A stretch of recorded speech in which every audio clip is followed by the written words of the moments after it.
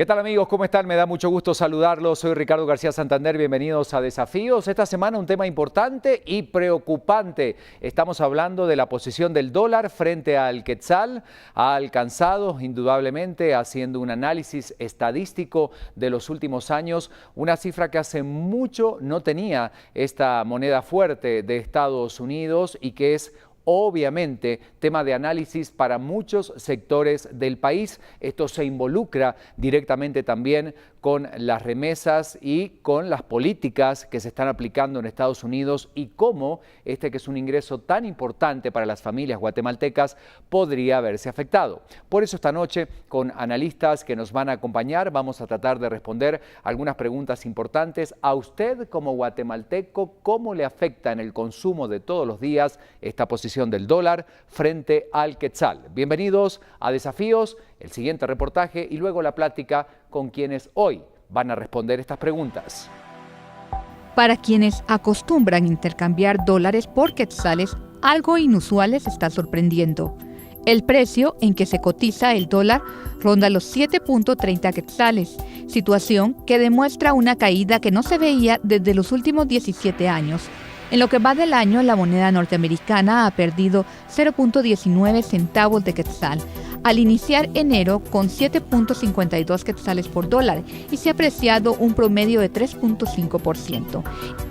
Y mientras importadores y exportadores presionan por el tema, la mayoría de los guatemaltecos desconocen que la situación puede causar otros impactos en la economía. En Guatemala, unos 6.3 millones de personas dependen de manera directa de las remesas, según datos de la Organización Internacional para las Migraciones, quienes seguramente serán los primeros en ver limitados sus ingresos. Esto, a pesar de que con la llegada de Donald Trump a la presidencia, las expectativas de mayores deportaciones no han sido de todo ciertas. Incluso, la misma OIM registró una disminución de los retornados a nuestro país en comparación a los últimos meses de Obama. Pero, ¿cuál es el futuro de esta moneda? ¿Qué otros factores pueden influir? Todos estos temas los abordamos en Desafíos.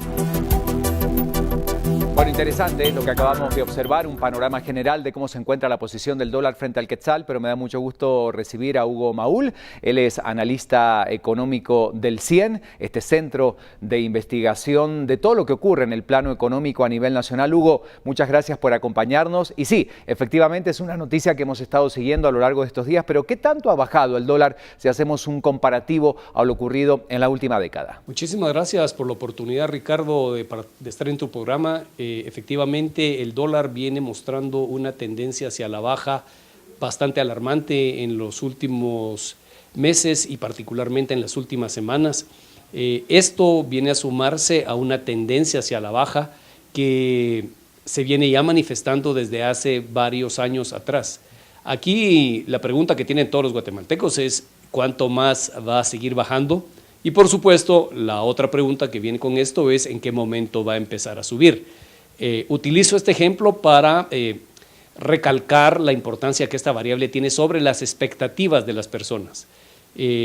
Mucho se habla del efecto que tiene sobre los exportadores, a quienes efectivamente un tipo de cambio tan bajo les limita su competitividad en mercados internacionales porque los productos guatemaltecos se encarecen ante esta caída en el precio de la divisa y favorece a importadores y favorece a nosotros los consumidores que podemos comprar artículos baratos. Esto va más allá de que hoy esté a 7.25, 7.30 y tiene que ver con la recomposición productiva de cara al futuro. Muchos países como Guatemala se han logrado desarrollar gracias al sector exportador y su dinámica.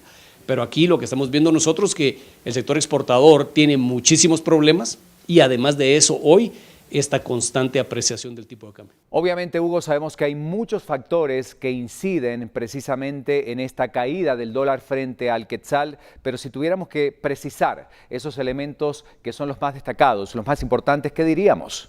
Más recientemente, con la llegada de Trump al poder y sus amenazas de hacer un muro, del efecto que esto tiene sobre la inmigración, de la posible repatriación de guatemaltecos ante cambios en la política migratoria, ha generado un flujo de remesas que viene a aumentar ya un caudal bastante grande. Estamos llegando ya a un nivel de remesas internacionales que la convierte por mucho en uno de los dos principales fuentes de ingreso de divisas al país, y estos efectos y estas noticias de última hora pues han generado también cambio en los ánimos, en las expectativas de los guatemaltecos en Estados Unidos, y quienes han decidido repatriar hacia Guatemala aún montos mayores. De esa cuenta sigue subiendo la cantidad de remesas que el país recibe, y al seguir aumentando esto, definitivamente el exceso de dólares en oferta provoca que el tipo de cambio siga cayendo hacia la baja.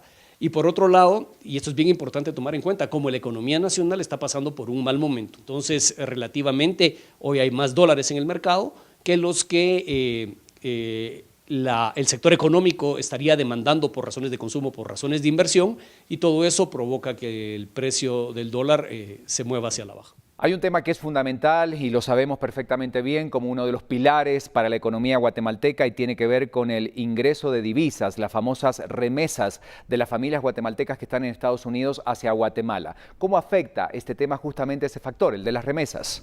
Bueno, en efecto, esa es una cuestión bastante importante, porque si consideramos que en los Estados Unidos hay cerca de 1,5 millones de guatemaltecos, un poco más, que pueden estar enviando remesas hacia Guatemala, al final una buena parte de la población guatemalteca depende de estas remesas de manera crítica, sobre todo los familiares de aquellos que directamente han ido a los Estados Unidos, pero incluso parientes de segundo o tercer grado de afinidad también dependen de estos. Entonces, estamos hablando de un porcentaje importante de población que sobre todo se concentra en departamentos críticos, mucha gente del altiplano, mucha gente en las regiones más pobres del país que han emigrado, y por eso en términos generales las remesas son hoy lo que el café era en los años 60 y los años 70. Buenos años del café eran buenísimos años económicos, malos años del café era cuando el precio caía. Hoy estos grandes movimientos de remesas terminan explicando mucha de la actividad económica que nosotros vemos en el país. El problema que tenemos es que no hay un crecimiento en la actividad económica más allá de lo que las remesas están provocando. Y por otro lado, la apreciación del tipo de cambio, esta caída en el tipo de cambio, sí afecta a un sector que pudiera dinamizar la economía, que es el sector exportador, y que sería un sector importante en términos de generación de empleo y en términos de nuevas inversiones. Hugo, y finalmente sería bueno hablar también del panorama y de la realidad que hoy tiene Estados Unidos, nuestro principal socio comercial con Guatemala. ¿Cuáles son los escenarios futuros que se pueden presentar? Bueno, esta pregunta es una típica pregunta de asuntos macroeconómicos. La duda fundamental es si lo que estamos viendo en el tipo de cambio, estas variaciones hacia abajo que estamos viendo en el tipo de cambio, son transitorias o son permanentes. Porque de hecho, si fueran transitorias, uno pudiera pensar, bueno, ahorita está por 7.30, va a regresar a 7.50, 7.60, 7.70 y por ahí nos vamos a mantener. También pudiera ser que fueran desviaciones transitorias que van a llevar a correcciones súbitas en el futuro de manera drástica. Entonces no es que regresemos de 7.30 a 7.70 de manera paulatina, sino hay correcciones instantáneas, o si la naturaleza de esta desviación es permanente, es decir, que estamos en 7.30 y se va a quedar en 7.30 y probablemente siga a 7 y después a 6.50. Esa disyuntiva entre transitoriedad y permanencia es una de esas grandes dudas que deben resolverse. Entonces, realmente no se avisora una sequía de dólares súbita que pudiera hacer pensar que va a haber una corrección dramática. En todo caso, lo más preocupante es que la sobreabundancia de dólares se ve por todos lados, y ahí sí estamos viendo nosotros que el tipo de cambio va a seguir cayendo. Y lo otro es el precio del petróleo, que también sigue con una tendencia estable, lo cual ayuda a mantener todo este proceso al que me he referido antes. Muchísimas gracias, Hugo Maúl, quien nos va a seguir acompañando en este programa especial. Hoy estamos hablando de una realidad que nos toca a todos, la realidad y la posición del dólar frente al quetzal. Hacemos la primera pausa y luego seguimos hablando de este tema en Desafíos. No se vaya, que todavía hay mucho más. Aparece en nuestras redes sociales para estar comunicados con todos ustedes, y volvemos en instantes.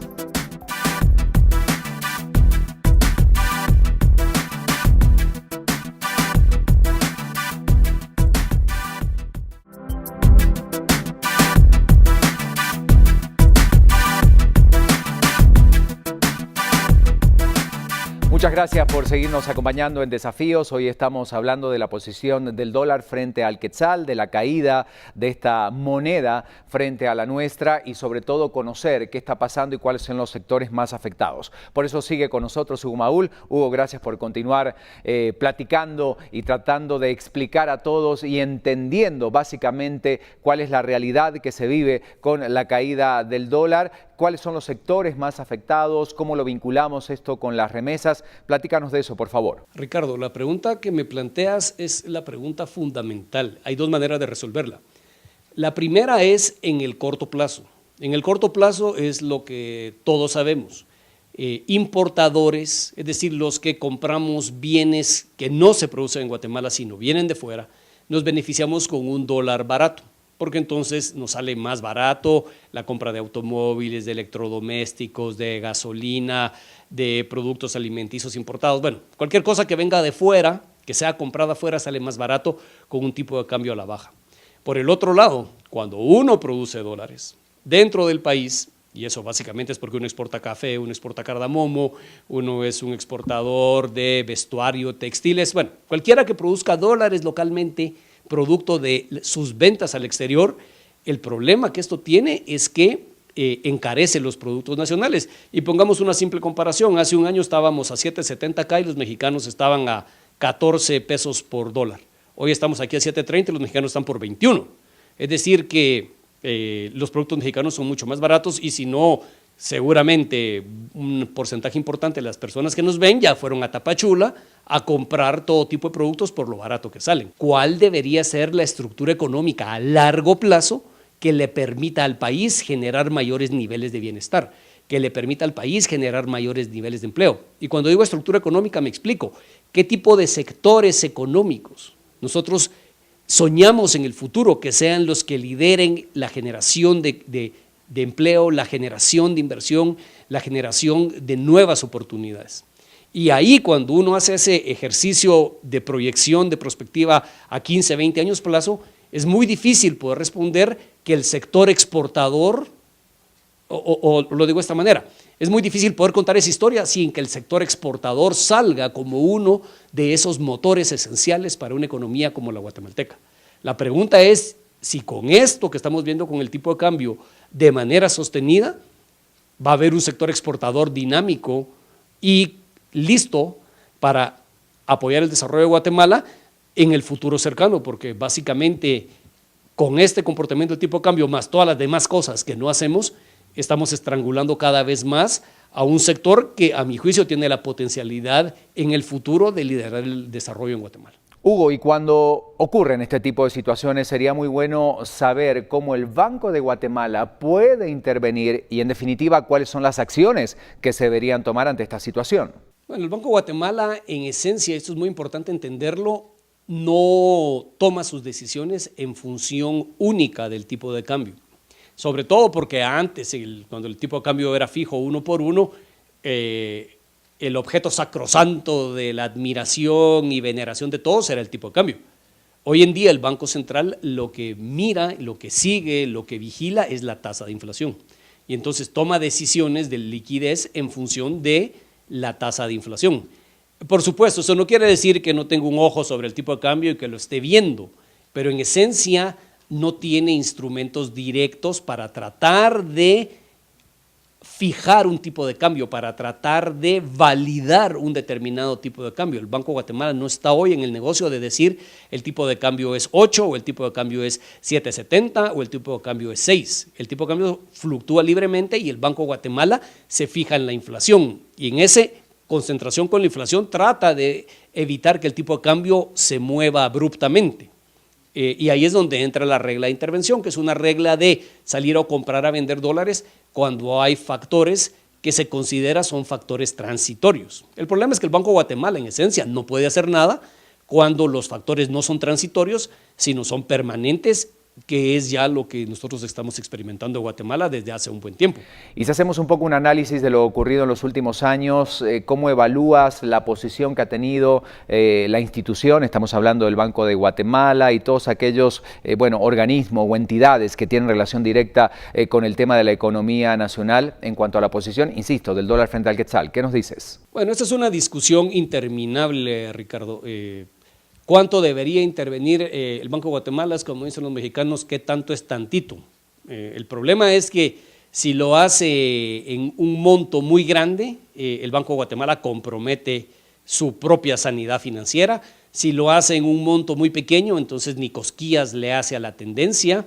Si lo hace en un monto muy grande, hay una gran cantidad de analistas, economistas, periodistas que van a brincar y van a decir que el Banco de Guatemala se está metiendo donde no debe, pero si no lo hace, otro grupo similar va a decir que el Banco de Guatemala debería tener un rol más activo.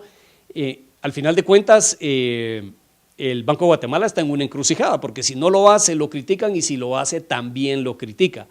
En todo caso, el Banco de Guatemala tiene un problema fundamental que es de muy difícil resolución, y es realmente cuál es el verdadero valor del dólar.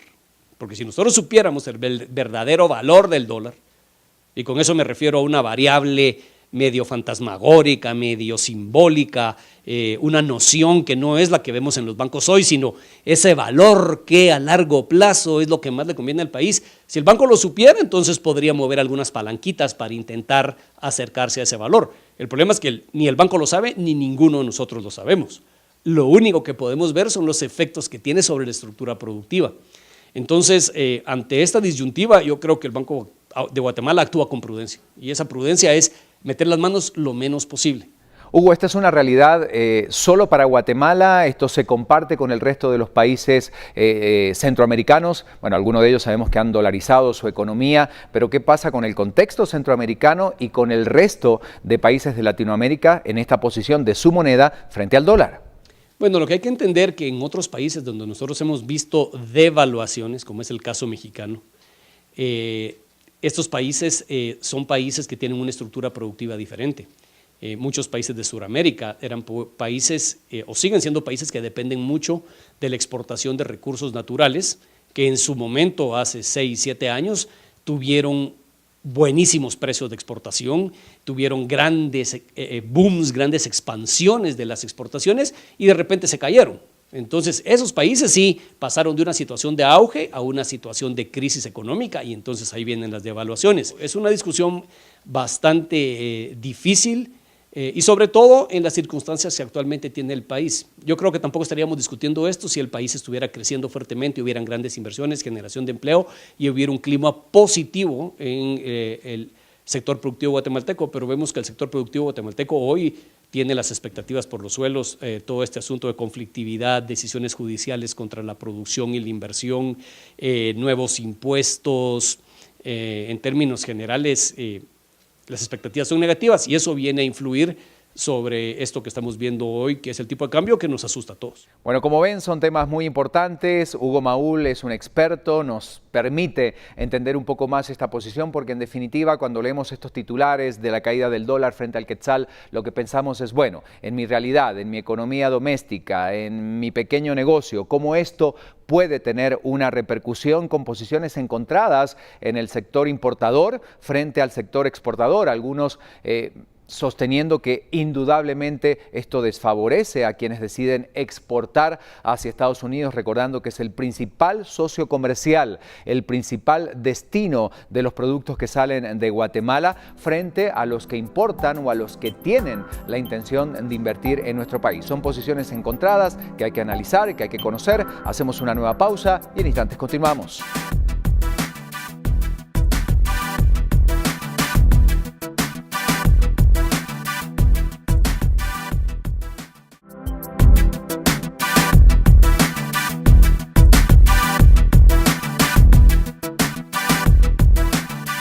Llegamos al último bloque de Desafío. Sigue con nosotros Hugo Maúl, analista económico del CIEN. Hugo, gracias por seguir con nosotros. Y bueno, panorama, escenarios que se pueden presentar. Estamos llegando a un indicador que nos está llevando a muchos años atrás en relación a la posición del dólar frente al quetzal.